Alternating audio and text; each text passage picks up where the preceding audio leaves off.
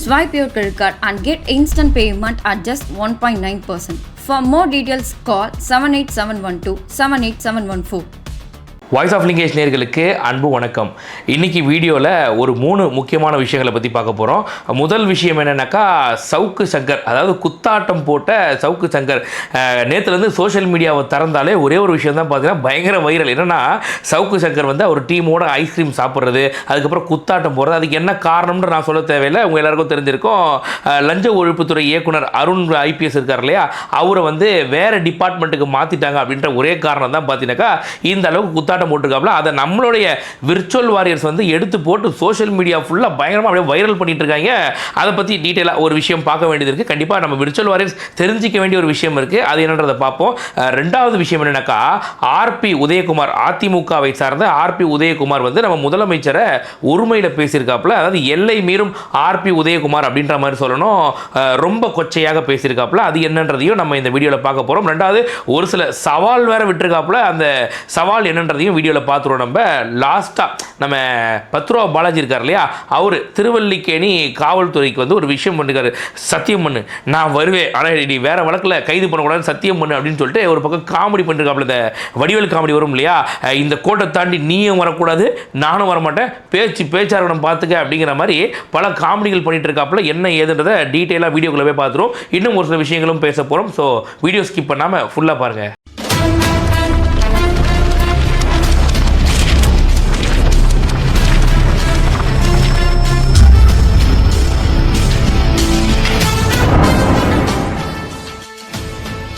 வீடியோக்குள்ளே போகிறதுக்கு முன்னாடி வழக்கமாக நம்ம சொல்கிற விஷயம் தான் ஸ்ரீ விஷால் ஜுவல்லர்ஸ். அந்த விஷால் ஜுவல்லர்ஸுடைய அப்ளிகேஷனை டவுன்லோட் பண்ணிங்கன்னா அதில் டிஜி கோல்டு அப்படின்னு இருக்கும். அந்த டிஜி கோல்டில் போயிட்டு நீங்கள் கோல்டும் சில்வரும் உங்கள் கையில் இருக்க எவ்வளோ காசாக இருந்தாலும் சரி, 50 ரூபாவாக இருக்கட்டும் 100 ரூபாவாக இருக்கட்டும், எவ்வளோ காசாக இருந்தாலும் இன்றைக்கி ரேட்டில் கோல்டோ சில்வரோ அதை நீங்கள் மாற்றிக்கலாம். ஸோ இது வந்து ஒரு பெரிய இன்வெஸ்ட்மெண்ட்டாக இருக்கும். உங்களால் 1 கிராமுக்கு கோல்டு உடனே வாங்க முடியாது. ஸோ கையில் இருக்க சின்ன சின்ன காசு, ஒரு நாளைக்கு நம்ம பண்ணுற வீண் செலவுகளை அந்த டிஜி கோல்டு மூலியமாக நீங்கள் தங்கமாவோ வெள்ளியாவோ மாற்றிக்கலாம். 1 கிராம் அளவுக்கு நீங்க தங்கமோ வெள்ளியோ சேர்த்துட்டீங்க அப்படின்னாக்கா அதை நீங்க அந்த ஆப் மூலியமாவே வீட்டுக்கு ரெடீம் பண்ணி வாங்கிக்கலாம். ஸோ உங்களோட இன்வெஸ்ட்மெண்ட்டை ஸ்ரீ விஷால் ஜுவல்லர்ஸ் மூலியமாக ஆரம்பிங்க அப்படின்னு சொல்லுவேன். இது முதல் விஷயம். இதுக்கப்புறம் டைரெக்டாக நம்ம வீடியோக்குள்ளே போயிடுவோம். ஸோ வீடியோவில் முதல் பாயிண்ட் நம்ம என்ன பேச போகிறோம்னாக்கா சவுக்கு சங்கர், குத்தாட்டம் போட்ட சவுக்கு சங்கர். அது மட்டும் தான் சோஷியல் மீடியாவில் செம்ம வைரல்.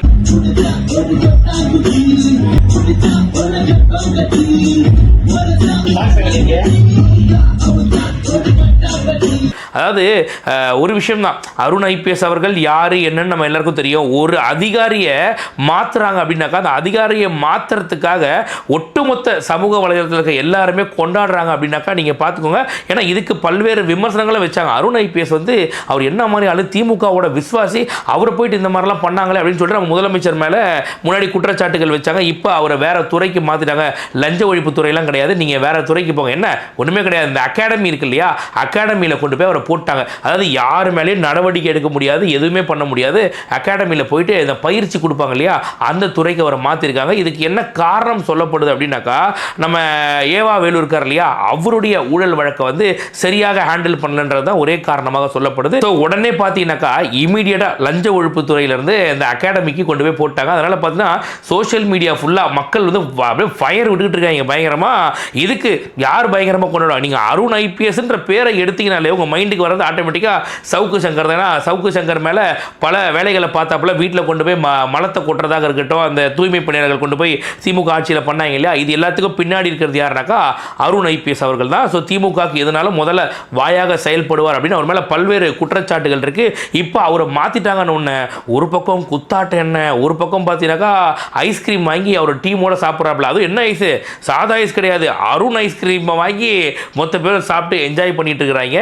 இதை நம்ம ஆட்கள் விர்ச்சுவல் வாரியர்ஸ் வந்து எடுத்து போட்டு பரப்பிட்டு இருக்காங்க. நல்ல விஷயம் தான், இல்லைன்னு சொல்லல.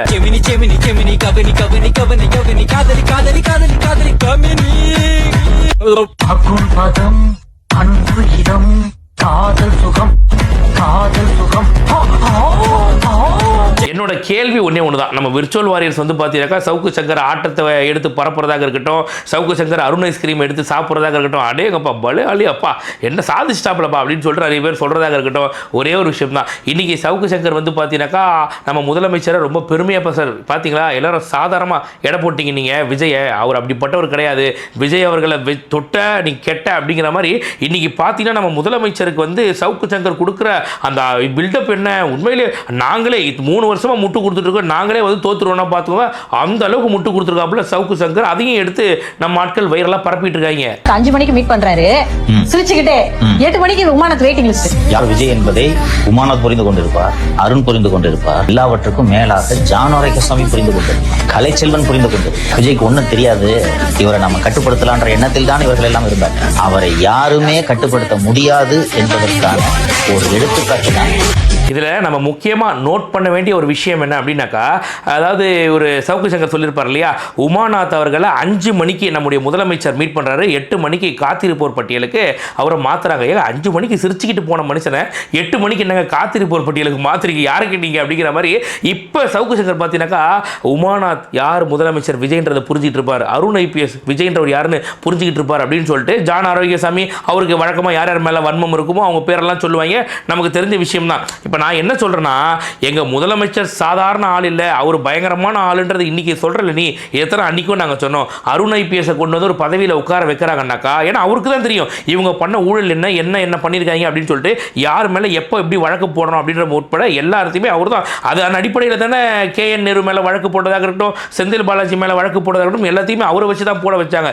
ஏவா வேலு மேலே சரியான நடவடிக்கை இல்லைன்ற ஒரே காரணத்தால் மட்டும்தான் அவர் வந்து இப்போ மாற்றிருக்காங்க. பட் இன்னைக்கு நீங்கள் வந்து முதலமைச்சர் சாதாரண ஆளில் யார் வந்து இவரும் புரிஞ்சிருப்பாங்க எல்லாரும் அப்படின்றீங்க இல்லையா, இதெல்லாம் அன்றைக்கும் நாங்கள் சொன்னோம். நீங்கள் அன்றைக்கி என்ன பண்ணீங்க, நடப்பது திமுக ஆட்சியா இல்லை தாவேக ஆட்சியா அப்படின்னீங்க இல்லையா. நான் எதுக்காக இதை சொல்ல வரேன்னா, விர்ச்சுவல் வாரியர்ஸ் பிளைண்டாக ஒருத்தரை வந்து எடுத்து அப்படியே பரப்பி ஃபயர் விடுறீங்க இல்லையா, யாரை ஃபயர் விடுறோம் என்னன்றது தெரிஞ்சுக்கணும். அதாவது என்னை பொறுத்த வரைக்கும் சவுக்கு சங்கர் அப்படின்றது நாகப்பாம்பு, என்னைக்கு இருந்தாலும் கொத்தாமல் விடாது. இன்னைக்கு அந்த சவுக்கு சங்கருக்கு வேற போக்கு இடம் இல்லை. அதிமுகவையும் பகச்சிக்கிட்டாப்புல, திமுகவையும் பகச்சிக்கிட்டாப்புல, தாவேகாக்கு ஆதரவாக தான் வீடியோ போட்டவனே. ஏன்னா அப்போ தான் வியூஸ் போகின்ற ஒரே காரணத்தால் தாவேகாக்கு ஆதரவாக வீடியோ போட்டுட்டு இருக்காப்புல. அதுக்காக சவுக்கு சங்கர் நம்மால் ஆயிடுவாப்லையா, சவுக்கு சங்கருக்கு எடுத்து ஃபயர் விடலாமா? சவுக்கு சங்கருக்கு ஃபயர் விடுங்க, தப்பில்லை. ஆனாலும் சவுக்கு சங்கர் சொல்றாருனாக்கா, நீ அன்னைக்கு இதை சொன்னவன் தானே, நீ இன்னைக்கு இப்படி மாற்றி பேசுற நீ அப்படின்ற அந்த ஒரு சாயத்தையும் வெளுக்க வைங்கன்னு சொல்லுவேன். 5 மணிக்கு மீட் பண்றாரு சிரிச்சுக்கிட்டே, 8 மணிக்கு விமானத்து வெயிட்டிங் லிஸ்ட். யார் விஜய் என்பதை உமாநாத் புரிந்து கொண்டிருப்பார், அருண் புரிந்து கொண்டிருப்பார், எல்லாவற்றுக்கும் மேலாக ஜானோரேகசாமி புரிந்து கொண்டிருப்பார், கலைச்செல்வன் புரிந்து கொண்டிருப்பார். விஜய்க்கு ஒன்றும் தெரியாது, இவரை நம்ம கட்டுப்படுத்தலான்ற எண்ணத்தில் தான் இவர்கள் எல்லாம் இருந்தார். அவரை யாருமே கட்டுப்படுத்த முடியாது என்பதற்கான ஒரு எடுத்துக்காட்டு தான். சவுக்கு சங்கர் அவர்கள் கொஞ்ச நாளைக்கு முன்னாடி, எதுக்குங்க நீங்க அருண் ஐபிஎஸ் வந்து லஞ்சம் ஒழிப்பு துறையில நியமிக்கிறீங்க, அவர் போன ஆட்சியில 500 கோடிக்கு மேல சம்பாதிச்சிருக்காரு, அவரை போய் சிஎம் விஜய் அவர்கள் போட்டிருக்காருன்னு சொல்லி கிரிட்டிசைஸ் பண்ணியிருப்பாரு. 2 வருஷத்துல 500 கோடி சம்பாதிச்ச ஒரு அதிகாரியை கொண்டு போய் நீங்க லஞ்சம் ஒழிப்பு துறைக்கு நியமிக்கிறீங்க. ஆனா இன்னைக்கு சிஎம் விஜய் அருண் ஐபிஎஸ் மாற்றிட்டார். விஜய் என்பதை உமாநாத் புரிந்து கொண்டிருப்பார், அருண் புரிந்து கொண்டிருப்பார், எல்லாவற்றுக்கும் மேலாக ஜானோரேகசாமி புரிந்து கொண்டிருப்பார், கலைச்செல்வன் புரிந்து கொண்டிருப்பார். சரி, ஓகே. அதாவது சவுக்கு சங்கர் யாரு என்னன்றது உங்களுக்கு கண்டிப்பா இந்நேரம் புரிஞ்சிருக்கும். உங்களுக்கு நிறைய பேருக்கு புரிஞ்சிருக்கும், புரியாதவங்க இனிமேலாவது புரிஞ்சுப்பீங்க அப்படின்றத இந்த விஷயத்தை சொல்றேன். இது முதல் விஷயம். பட் அருண் ஐபிஎஸ் அவர்களை மாத்தினது உண்மையிலேயே நிறைய பேர் வந்து கொண்டாடினாங்க. நீங்க பாருங்க, அருண் ஐபிஎஸ் அவர்கள் யாரு என்ன அவரை பத்தி நம்ம கேள்விப்பட்டிருப்போமே தவிர, ஒரு நபரை மாத்தினதுக்காக இத்தனை பேர் கொண்டாடுறாங்கனாக்கா அப்ப சம்திங் இருக்கும் அப்படின்றது தான் என்னுடைய கருத்து. இதை வந்து நான் திமுக ஆட்சி காலத்துல இருந்து பார்த்துட்டு இருக்கேன். நம்ம மக்கள் மேல அவதூறு வழக்கு போறதா இருக்கட்டும், நைட்டோட நைட்டா கைது பண்றதாக இருக்கட்டும், இந்த எல்லா வேலையிலையுமே அருண் ஐபிஎஸ் அவர்களுக்கு பங்கு இருக்கு அப்படின்றத நான் ஒத்துக்கிறேன், நான் இல்லைன்னு சொல்லலை. ஸோ இப்போ அவரை மாத்திட்டாங்க, உண்மையிலேயே ஸ்வீட் எடு கொண்டாடு. Okay, right. இப்போ அடுத்த பாயிண்ட்டுக்கு வருவோம் நம்ம. அதாவது நம்ம RP உதயகுமார் இருக்கார் இல்லையா, அவரு பேசின ஒரு வார்த்தை என்ன பேசினார் முதல்ல பாத்துருங்க. இந்த தருதலை சொல்றான், கொத்து பரோட்டா போட்டாங்கன்றான்.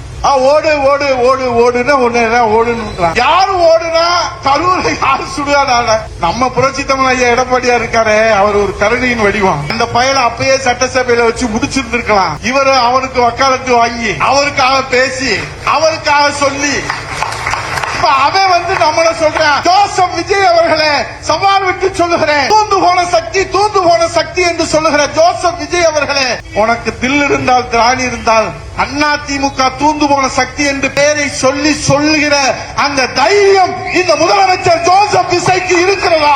முதல் விஷயம், அதாவது இவர் பேசுனதுல ஒரு 3 பாயிண்ட் வந்து நம்ம நோட் பண்ண முடியும்.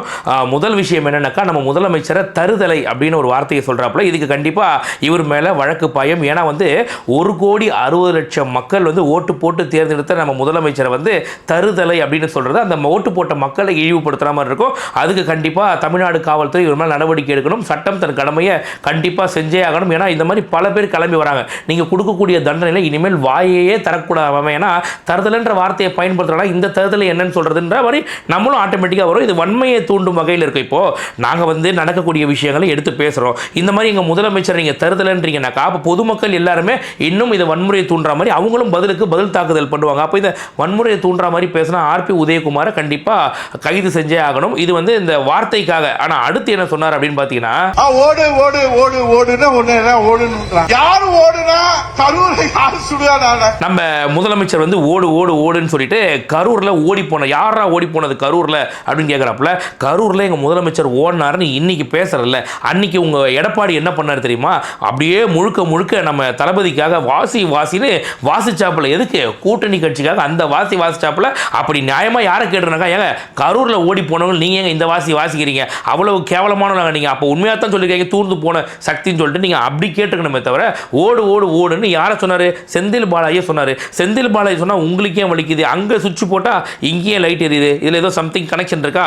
மக்கள் நீங்க தெரிஞ்சுக்கோங்க. இது 2வது பாயிண்ட். இப்ப 3வது பாயிண்ட், நம்ம புரட்சி தமிழ் ஐயா எடப்பாடியா இருக்காரு, அவர் ஒரு கருணையின் வடிவம். இந்த பயலை அப்பயே சட்டசபையில வச்சு முடிச்சிருந்திருக்கலாம். இவரு அவனுக்கு வக்காலத்து வாங்கி அவருக்காக பேசி அவருக்காக சொல்லி அவன் வந்து நம்மள சொல்றான். இந்த புரட்சி தமிழர் இருக்காரு இல்லையா எடப்பாடி, யாரு இந்த தோசை சுடுவாரு உட்காந்துக்கினே, அவர் வந்து பார்த்தா புரட்சி தமிழர். அன்னைக்கே நான் சொன்னேன் சட்டசபையில் உட்காந்து முடிச்சு விட்டுருங்க நீங்க அப்படின்னு. யாரு? எடப்பாடி வந்து இவரை முடிச்சு விடுவாராமா. எடப்பாடியை எவ்வளோ பேர் முடிச்சு விட்டாங்க. நேற்று வந்து அரசியலுக்கு வந்தவர் உதயநிதி, அவரு பார்த்தீங்கன்னாக்கா ஒரு படத்தை கொண்டு வந்து கீழே இழிப்பாரு எடப்பாடியை. இதில் எடப்பாடி வந்து எங்க தளபதி முடிச்சு விடுவாரா? உங்க எடப்பாடி லிட்டரலி சட்டசபையில் எப்படி உட்காந்துருந்தா தெரியுமா? எப்பா நம்ம பக்கம் யாரும் திரும்பி போறாங்க, எதுக்கு வம்பு? அதாவது எங்க முதலமைச்சர் வந்து எங்க உங்க அப்பாவை காணோம் அப்படின்னு சொல்லிட்டு பேசினார் இல்லையா, அதுக்கெல்லாம் லிட்டரலி பார்த்துட்டாக்கா உட்காந்து சிரிச்சு என்ஜாய் பண்ணிட்டு நம்ம பக்கம் அம்பு ஏதாவது திரும்பிட்டு போகுதுன்னு அவர் அந்த மரண பயத்தில் பேதியானதெல்லாம் நாங்கள் பார்த்துட்டு தான் இருந்தோம். இங்கே வந்து பார்த்தீங்கன்னா அன்னைக்கே முடிச்சு விடுங்கன்னு சொன்னேன், முடிக்காம போயிட்டாப்லாமா அப்படியே முடிச்சு அறுத்து தள்ளியிருப்பார். அப்படியே எடப்பாடியை டேபிள் ஏதாவது வசமா அப்படியே வாட்டமா இருந்துச்சு அப்படின்னாக்கா அங்க இருந்து தவழ்ந்தே எங்க முதலமைச்சர் கால் கிட்ட வந்திருப்பாருன்னா பார்த்துக்கேன். அதுல தான் ஒரு எக்ஸ்பர்ட் இல்லை, இவர் வந்து முடிச்சு விட்டுருப்பாராமே.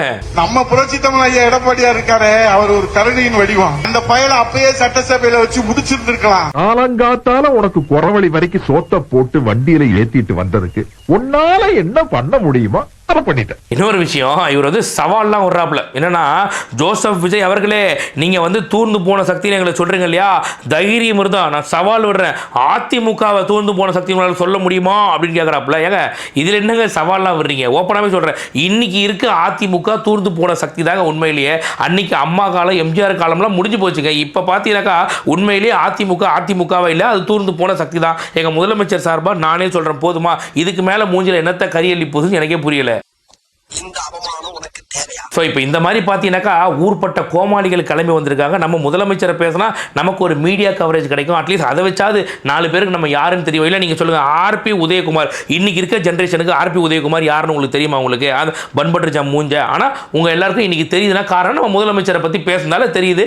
அதுக்கான வினையாக அவர் கண்டிப்பாக அது வந்து சட்டம் தன் கடமையை செய்யும், அது வேற மேட்ரு. பட் ஆனால் பார்த்தீங்கன்னா இன்னைக்கு நிறைய கோமாளிகள் கிளம்பி வராங்க, இந்த மாதிரி சம்பந்தம் இல்லாமல் பேசுகிறாங்க. ஏன்னா நீங்களே பாருங்க, நான் கேட்ட கேள்வி கரெக்ட் தானே? அன்னைக்கு கரூர் மேட்டர்ல நீங்க சொன்னீங்களே புரட்சி தமிழர்னு ஒருத்தர், யாரு தோசை சுடுவாரு ஒருத்தர், அவர் வந்து பாத்தீங்கன்னாக்கா வாசின்னு வாசிச்சாரு. இன்னைக்கு நீங்க என்னன்றீங்க, ஓடுன்னு கரூர்ல இவர் தான் ஓடினாரு அப்படின்னு சொல்றீங்க. ரைட்டு. அதே மாதிரி ஒரு சட்டசபையில் வச்சு முடிச்சு விடுங்க நீங்க அப்படிங்க. மூச்சே விடாம உட்காந்துருக்காப்புல எடப்பாடி, இவர் வர முடிச்சு விடுவாராமா. காமெடி பண்ணாதீங்க போக அப்படிங்கிற மாதிரி இருக்கு. நம்ம புரட்சி தமிழ் ஐயா எடப்பாடியா இருக்காரு, அவர் ஒரு கருணையின் வடிவம். இந்த பயலை அப்பயே சட்டசபையில வச்சு முடிச்சிருந்திருக்கலாம்.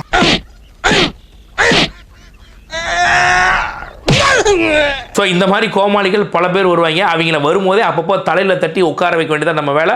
அதை சிறப்பாக பண்ணிடுவோம். இப்போ இது ஒரு மேட்ரு.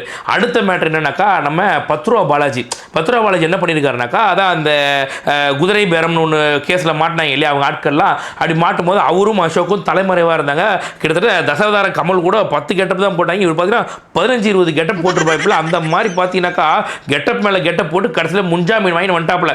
இப்போ திருவல்லிக்கேணி போலீஸ் கூப்பிட்றாங்க, நீங்கள் தான் முன்ஜாமீன் வாங்கிட்டீங்களே, உங்களை விசாரிக்கணும் வாங்கினாக்கா, அம்மா சத்தியம் பண்ணி நான் கைது பண்ண மாட்டேன், அப்போ தான் வருவேங்க. என்னங்க சொல்லிட்டு நீங்கள் வந்து குதிரை பேரம் பேச உங்க மேலே புகார் வந்திருக்கு, உண்மையிலே நீங்கள் பண்ணீங்களா இல்லையா, என்ன நடந்துச்சுன்னு விசாரிக்கணும், கொஞ்சம் வாங்கினாக்கா, அதாவது இந்த கோட்டை தாண்டி நீயும் வரக்கூடாது நானும் வரமாட்டேன், பேச்சாக தான் இருக்கணும் பார்த்துக்க அப்படின்னு சொல்லிட்டு உண்மையிலே காமெடி பண்ணிட்டு இருக்காருங்க. விசாரிக்க கூப்பிட்டாக்கா என்ன தெரியுமா சொல்கிறார், கடிதம் எழுதி அனுப்புகிறாராமா, நான் வருவேன், என்னை வேற எந்த கேஸ்லையும் நீங்கள் கைது பண்ணக்கூடாது, பண்ண மாட்டேன்னு சொல்லுங்கள், அப்போ தான் நான் வருவேன் அப்படின்றாப்புல. அப்போது நீங்கள் நல்லா பாருங்கள், எத்தனை கேஸில் மாட்டியிருந்தா இப்படி எனக்கு கடிதம் எழுதி அவர் பர்மிஷன் கேட்குற அளவுக்கு போயிருப்பாப்புல 10 ரூபா பாலாஜி. எனக்கு என்னன்னா, கரூரையே தன் கோட்டையாக வச்சுக்கிட்டு இருந்தவர், திமுக அதிமுகன்னு எல்லாருக்கும் அப்படியே வாரி வாரி சம்பாரிச்சு கொடுத்தவர், ஊழல் பண்ணி ஊழலில் PhD பண்ணவர், இன்னைக்கு கடைசியில் கடிதம் எழுதி என்னை கைது பண்ண மாட்டேன்னு சத்தியம் பண்ணுங்க, அப்போ தான் நான் வருவேங்கிறாருனாக்கா என்ன, அதாவது வாழ்க்கை ஒரு வட்டம் அப்படிங்கிறது எப்படி தெரியுது பார்த்தீங்களா நீங்கள். கடைசியில் நான் வந்தால் என்ன வேற கேஸில் நீங்கள் கைது பண்ணக்கூடாது, அது பயம் பார்த்தீங்களா, அந்த பயம் எனக்கு ரொம்ப பிடிச்சிருக்கு அப்படிங்கிற மாதிரி. எங்கே நம்ம போனாக்கா இந்த கேஸை வச்சு வேற கேஸில் பிடிச்சி உள்ளே போட்டு கஞ்சி காசிருப்பாங்க நம்ம. ஏன்னா அண்ணன் ஆதவர்ச்ச வர சொன்னார் இல்லையா நம்ம அமைச்சர் வந்து, கண்டிப்பாக அவனை விடமாட்டேன் பார்த்துக்க மாவனை, உன்னை என்ன பண்ணுற பாருனாங்களே. அதனால் பயந்து போய் உட்காந்துருக்காப்புல, என்ன பண்ணுறதுன்னு தெரியாமல். நீ சத்தியம் பண்ணா தான் நான் வருவேன்னு போலீஸ்கிட்ட சத்தியம் கேட்குற நிலமையில் வந்துட்டாருன்னா பார்த்துக்க 10 ரூபா பாலாஜி. அந்த நிலமையில் போயிட்டு இருக்கு திமுக. இதில் நம்ம அண்ணன் துரை வைகோ இருக்கார் இல்லையா, அவங்க கட்சி நமக்கு தெரியும் மதிமுக, ஆனால் அவங்க கட்சி சின்னத்தில் நிற்கக்கூடாதுன்னு சொல்லிட்டு நீங்கள் திமுக சின்னத்தில் தான் நிற்கணும் அப்படின்னு சொல்லிட்டு 2 எம்எல்ஏக்கள் வந்து, அதாவது மதிமுகவை சார்ந்த 2 எம்எல்ஏக்கள் திமுக சின்னத்தில் போட்டிட்டு ஜெயிச்சிட்டாங்க, அண்ணன் துரை வைகோ உட்பட. இப்போ என்ன சொல்கிறாங்கனாக்கா, துரை வைகோக்கு அவங்க நீங்கள் எல்லாம் ஜெயிச்சிங்க இல்லையா, அது திமுகவோட தயவால தான் ஜெயிச்சிங்க தெரியுமா உங்களுக்குன்னு. அவர் நல்லா கேட்டாப்புல, உங்களுக்கு அவ்வளோ தைரியம் இருந்தால் ராஜினாமா பண்ண சொல்லு, மொத்த பேரையும் 40 பேர் ராஜினாமா பண்ண சொல்லு, திருப்பி பை எலெக்ஷன் வைக்க சொல்லு, பார்த்துக்கலாம் என்ன ஆகுதுன்னு சொல்லிட்டு. அதாவது திமுகவால் தான் ஜெயிச்சேன்லாம் சொல்லக்கூடாது, நாங்கள் ஜெயிச்சதுக்கு திமுகவும் ஒரு காரணம் இல்லைன்னு சொல்ல, எங்களுக்கெல்லாம் ஃபேஸ் வேல்யூ இல்லாமலா போச்சு, திமுகவால் ஜெயிச்சோம், அதுக்குன்னு திமுகவால் மட்டும்தான் ஜெயிச்சோம் அப்படின்னு சொல்லிட்டு, உண்மையிலேயே திமுக கட்சியிலேயே இருந்து திமுக சின்னத்தை வச்சு அவன் ஜெயிச்சு திமுக மூஞ்சில இந்த அளவுக்கு சாணி அள்ளி அடித்த ஒரே ஆம்பளையாருனாக்கா அண்ணன் துரை வைகோ அவர்கள் தான். ஏன்னா அவர் கேட்குற பாயிண்ட் ஒன்று கரெக்டாக இருக்குது, முடிஞ்சா உனக்கு தைரியம் இருந்தா வா ரிசைன் பண்ண, ராஜினாமா பண்ணுவா, திருப்பி பை எலெக்ஷன் வரட்டும் பார்த்துக்கலாம் வா அப்படின்னு சொல்லிட்டு சொல்கிறாப்புலனாக்கா எந்த அளவுக்கு திமுகவோட கட்டம் ஆடி போயிருக்குன்னு பார்த்துக்கங்களேன். திமுகனாலதான் வெற்றின்னு சொல்றீங்கல்ல, அது முற்றிலும் தவறு. என்னுடைய வெற்றிக்கு திமுக ஒரு பங்கு, அது மாற்று கருத்தே கிடையாது. திமுக தோழர்கள் எனக்கு உழைச்சாங்க, திமுக நிர்வாகிகள் எனக்கு உழைச்சாங்க, அதுல மாற்று கருத்து. அதே நேரத்தில் கூட்டணி இயக்கங்கள், காங்கிரஸ் இயக்கமா இருக்கட்டும், விசிகேவா இருக்கட்டும், பொதுவுடைமை இயக்கங்களா இருக்கட்டும், எங்க இயக்கம் மறுமலர்ச்சி திமுகவுடைய பொது அரசியல் பார்க்காம, சரி இவர் ஒரு படிச்சவர், இவர் வந்தா நல்லா செயல்படுவாங்க, அந்த நம்பிக்கை எனக்கு விழுந்திருக்கு. திமுகவுடைய பெருமண்ணு, ஆனா அவங்க மற்றவர்களால வெற்றி பெற்றிருக்க நான் ஒத்துக்க முடியாது. அதே நேரத்தில் நாங்க எங்களாலதான் நீங்க ஜெயிச்சீங்க, அதனால நீங்க ராஜினாமா பண்ணுங்க சொல்றீங்களா, புதுவை உட்பட 40 ராஜினாமா பண்ண சொல்லுங்க, என்ன சொன்னீங்களா, சவால் விட்டு ராஜினாமா பண்ண சொல்லுங்க, இன்னைக்கே பண்ண சொல்லுங்க, அறிக்கை விட சொல்லுங்க, நான் ராஜினாமா பண்றேன், தில் இருக்க இப்ப தேர்தல் வைப்போம், 40 இடம் போயிடும். ஸோ இந்த மாதிரி தான் மக்களே திமுக போகிற இடமெல்லாம் வந்து பார்த்தீங்கன்னாக்கா அசிங்கப்படுறதே வேலையாக வச்சுக்கிட்டு இருக்குது. சும்மா எல்லாருக்கிட்டையும் எங்ககிட்ட இருந்து போனீங்க, நாங்கள் தான் எங்கள் தயவால தான் ஆட்சி நடக்குது, ஆக கடை அப்படின்னு சொல்லிட்டு பார்த்தீங்கன்னாக்கா ஊரெல்லாம் அப்படியே வந்து பேசி சுற்றிட்டு இருக்கிறது. இப்போ அவங்க கட்சியில் இருக்கவங்களே வந்து பார்த்தா தைரியம் இருந்தால் ராஜினாமா பண்ணி இடைத்தேர்தல் வரட்டும் பார்த்துக்கலாம் அப்படின்னு சொல்லிட்டு பயமூர்த்தி வைக்கிறாங்க. நீங்கள்லாம் இப்படி பயமூர்த்துவீங்க, அந்த பயம் வெளியில் தெரிஞ்சிட போதும் தான். கையில் இருக்கிற 10,000 காசு எடுத்துட்டு லண்டனுக்கு போயிருக்காப்புல நம்ம அப்பா கம்முன்றுங்க, அவர் திரும்பி வரமாட்டார், அங்கேயே தான் பண்ணிப்பார். இந்த மாதிரிலாம் அவரை பயமுறுத்தாதீங்க சொல்லி வைக்கிறேன் அப்படிங்கிற மாதிரி நான் வந்து அவர் சார்பாக உங்ககிட்ட ரெக்வஸ்ட் வைக்கிறேன். அவர் இதுக்கு மேலே காயப்படுத்தாதீங்க, நான் பாவம், அவரே பாவம் வீட்டில் உட்காந்து அழுது ஆறுதல் சொல்லக்கூட ஆள் இல்லாத அளவுக்கு அப்படி அழுதுகிட்டு இருக்காப்புல. ஏதோ மனசை தேர்த்திக்கிட்டு 10,000 காசுல லண்டன் போயிருக்காப்புல. இன்னும் அவர் ரொம்ப காயப்படுத்துறீங்க, நீங்கள் வன்மையாக கண்டிக்கிறேன் பார்த்துக்க அப்படின்னு சொல்லி வீடியோ முடிக்கிறதுக்கு முன்னாடி 2 விஷயங்கள். இந்த திமுக அவதூறுகளை பயங்கரமாக பரப்பிக்கிட்டு வருது. நம்ம முதலமைச்சர் இந்த கை கொடுக்கறதாக இருக்கட்டும், அதை பார்த்துருப்பீங்க நேற்றெல்லாம் சோஷியல் மீடியாவில். அதை பற்றி நாளைக்கு வீடியோவில் நான் பேசுகிறேன். இன்னொரு விஷயம், நம்முடைய அமைச்சர் ரமேஷ் இருக்கார் இல்லையா, அறநிலைத்துறை அமைச்சர் ரமேஷ் இருக்கார் இல்லையா, அவர் மேலே ஒரு குற்றச்சாட்டு. பழனி அடிவாரத்தில் ஒரு பார்க்கிங் ஏரியா 100 கோடி ரூபாய் மதிப்புள்ள ஒரு பார்க்கிங் ஏரியா அவரோட சொந்தக்காரங்க அப்படின்னு சொல்லிட்டு இந்த மாதம் 6ஆம் தேதி வந்து பத்திரப்பதிவு பண்ணியிருக்காங்க. அது இவரோட சொந்தக்காரங்கன்னு சொல்லி இவர் பேரை பயன்படுத்தியிருக்காங்க அப்படின்னு சொல்கிறாங்க. ஸோ இதில் அவருக்கு சம்பந்தம் இருக்குமா இருக்காதா, இது மாதிரி பல கேள்விகள் இன்றைக்கி அவர் மேலே பயங்கரமான குற்றச்சாட்டுகள் எழுந்து வருது. உண்மையிலேயே அவர் குற்றம் பண்ணியிருப்பாரா இல்லையா, இல்லை தொடர்ச்சியாக தாவேக்காவுடைய அமைச்சர்களாக பார்த்து குறி வைக்கிறாங்களா திமுக அப்படின்ற மாதிரி பல பல கேள்விகள் இருக்கும். அதுக்கான விடையாக நாளைக்கு வீடியோவில் சொல்கிறேன். இன்னைக்கு வீடியோ முடிச்சுக்கிறேன். நன்றி, வணக்கம். மறக்காம சர்ப்ரைஸ் பண்ணுங்க. தேங்க்யூ.